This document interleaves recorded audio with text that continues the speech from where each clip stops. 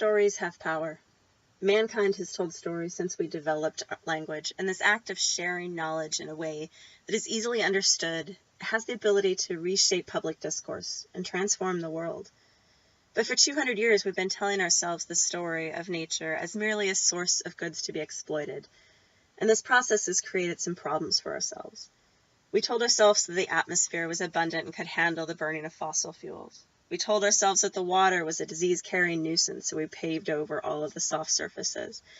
And we told ourselves that our products could be used once and thrown away because the world was big enough to handle our garbage. So if these stories got us into trouble, maybe it's time to start telling some new ones.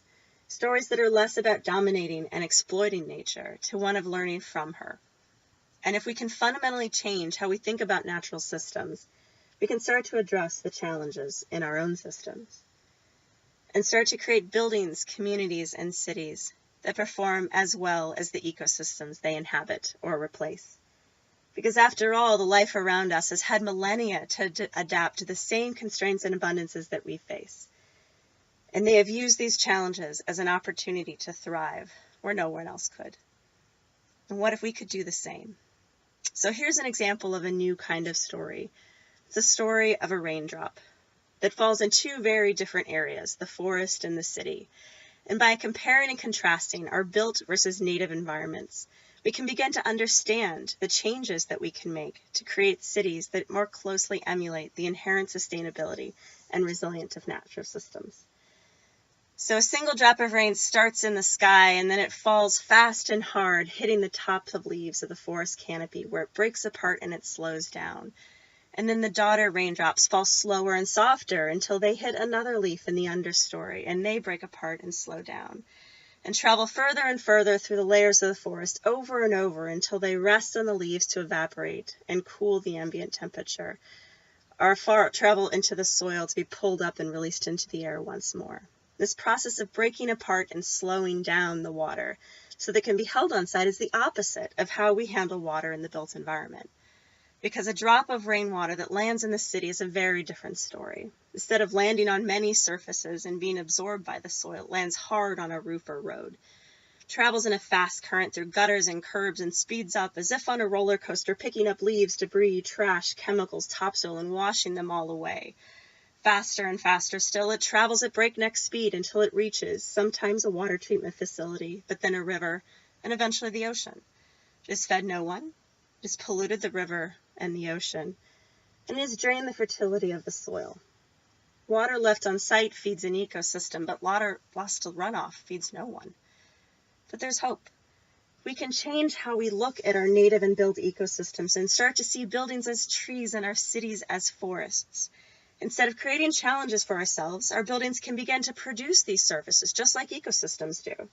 And we can start to begin to measure our success by nature's benchmark and create and learn from the forest to slow the flow of water over our large structures, creating facades with multi-layered surfaces that slow and hold water to be evaporated, as the leaves of a tree do, creating canopies that shade pedestrians while holding water for evaporation and lowering ambient temperatures.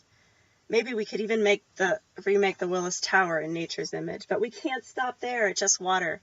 Ecosystems perform so many services that many of us don't even realize. Instead of energy strategies that create pollution and release carbon into the atmosphere, we can learn from nature to discover new energy technologies and materials that absorb pollution and sequester carbon. Instead of food production technologies that rely on monoculture and intense chemical inputs while degrading the biodiversity of a region, we can discover new food production techniques that enrich the soil and wildlife, like the perennial polyculture that the Land Institute is working on. And instead of waste strategies that waste precious resources and throw them away because to cause problems for other forms of life, we can create closed-loop strategies that allow us to continually renew and recycle, like many industries are now doing with closed-loop take-back programs. By performing these services, ecosystems embody the resilience and embed the capacity to weather inevitable change and pass the ultimate test of a system, its survival over time.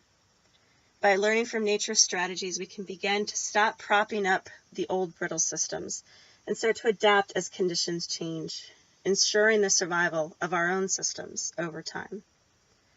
and integrating nature's lessons of the ecology into the design practice and learning from green infrastructure to improve our so-called gray infrastructure, we have the power to transform our built environment to perform at least as well as the ecosystems they inhabit, beyond doing no harm to actually being restorative.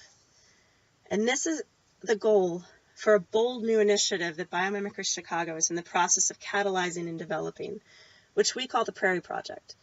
By creating experiences that allow us to reconnect with our native ecosystems, telling stories that help us relearn the wisdom of our ancestors, and creating tools and guidelines that help us rethink our decisions to a greater context, we help practitioners in the built environment to design to nature standards.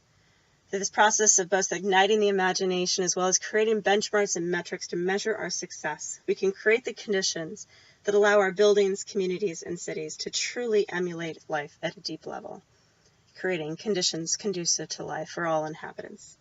Starting with a kickoff at the Lurie Garden, we're bringing together a diverse group of practitioners in the built environment to spend a day exploring the gardens, learning about ecosystem services and biomimicry as they relate to the built environment, and creating a common vision for this project that will continue long after the initial event.